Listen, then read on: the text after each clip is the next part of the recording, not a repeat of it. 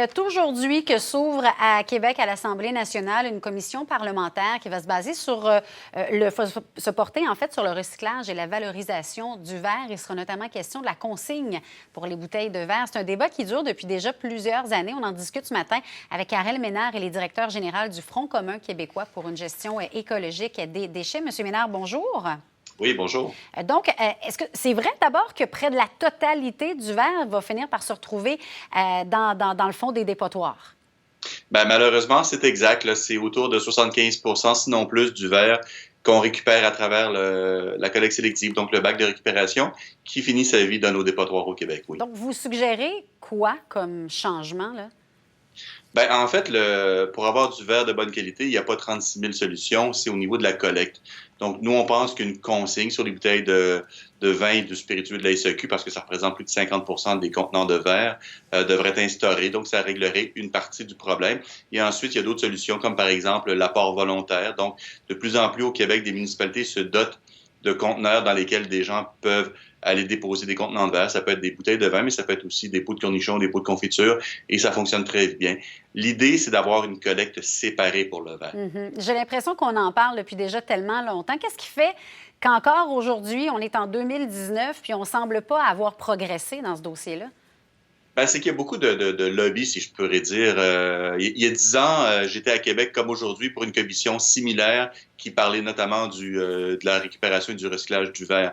Donc, effectivement, ça n'évolue pas beaucoup, sauf que là, on a des signes encourageants. Le problème est que une fois mis dans le bac de récupération, les matières, le papier, le carton et ainsi de suite, le verre devient la responsabilité des municipalités et non plus des producteurs, ceux qui les mettent en marché. Et c'est là où le bas blesse, parce que nous, on pense que ce sont ceux qui produisent les contenants de verre, notamment, qui devraient être responsables du recyclage de cette matière-là et non pas les municipalités. Et comme la collecte sélective, le bac pêle-mêle, n'est pas approprié selon nous pour récupérer une matière comme le verre, ben, on devrait trouver d'autres façons de le faire.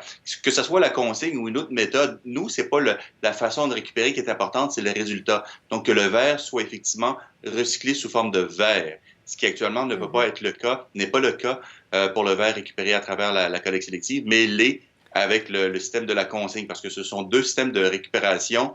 Un est efficace pour le recyclage, l'autre est efficace pour la valorisation, mais malheureusement, la valorisation, c'est ce qu'on appelle du downcycling, donc faire des sous-produits avec le verre. Une fois qu'on fait ces produits-là, on ne peut plus les recycler. Mais quand on parle de verre qui se trouve être contaminé, ça fonctionne comment? Ben, c'est que dans le bac, il y a plusieurs matières. Hein. Tout ce qui est moins de 2 pouces, si on veut, un bouchon de bière, un petit capuchon pour un stylo, ça se retrouve ultimement dans un tas, ce qu'on appelle du verre. Donc, tout ce qui est petit avec une certaine densité se retrouve dans la même section au centre de tri avec le verre. Et ça, il faut le décontaminer.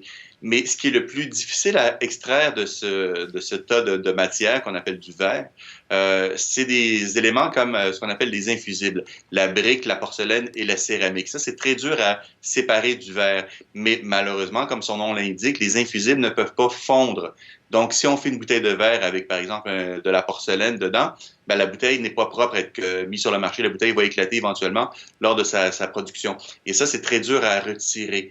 Donc, il faut vraiment avoir du verre pur, si on veut, avec très, très peu de contamination et surtout pas des infusibles pour faire du verre sous forme de verre. Et c'est là que le plus gros marché existe.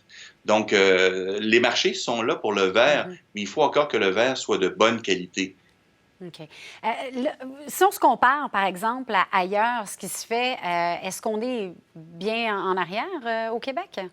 Au niveau de la récupération du verre, c'est sûr qu'on récupère beaucoup de verre, mais si on l'envoie au dépotoir, on n'est pas plus avancé. Donc, mais toutes les autres provinces ont compris, sauf le Manitoba peut-être, où il y a une consigne, notamment sur les bouteilles de vin et de spiritueux de leur société des alcools respectifs. En Europe aussi, on a une collecte séparée pour le verre. Dans la majorité des pays, c'est par rapport volontaire. Donc, les gens se déplacent dans des cloches de récupération. Je ne dis pas que ce soit la solution ici au Québec pour l'ensemble des matières, mais c'est la solution qu'ils ont trouvée là-bas. L'idée, c'est de trouver un système qui récupère le verre de façon séparée pour qu'il puisse être recyclé ou qu'il puisse être utilisé comme abrasif ou ajout cimentaire. C'est-à-dire, il faut avoir aussi de multiples utilisations pour le verre qu'on récupère, mais surtout, il faut avoir du verre de qualité à la base. Et c'est pas avec la modernisation des centres de tri qu'on va y parvenir, mais c'est plutôt avec la modernisation de la collecte. Et ça inclut la consigne. qu'on va parvenir à faire quelque chose de véritablement écologique avec notre verre. Avez-vous de l'espoir? Parce que là, c'est une commission parlementaire qui s'ouvre aujourd'hui. Ça va durer pour la semaine à Québec. Est-ce que ça vous permet d'espérer un avenir meilleur? Ben, écoute, les gens vont dire ce qu'ils ont à dire. C'est sûr que tout le monde a des opinions qui sont pas nécessairement pareilles. C'est correct aussi. Nous, on est là pour défendre un point de vue. C'est-à-dire la consigne si nécessaire, mais pas nécessairement la consigne. Ce qu'on veut, nous, c'est que le verre, qu'on le récupère et qu'il soit recyclable. Donc ça, on serait content que ce soit un mode ou un autre de collecte. Mais oui, on est confiant jusqu'à un certain point parce que ça fait plus de 30 ans qu'on en parle de ce dossier-là et il serait temps qu'on en vienne à une solution. Ça veut dire le statu quo n'est plus possible. Tout le monde s'entend là-dessus, autant les pros que les anti-consignes. Donc, il faut trouver des solutions. Et on a un nouveau gouvernement qui, lui, est vraiment à l'écoute de la population.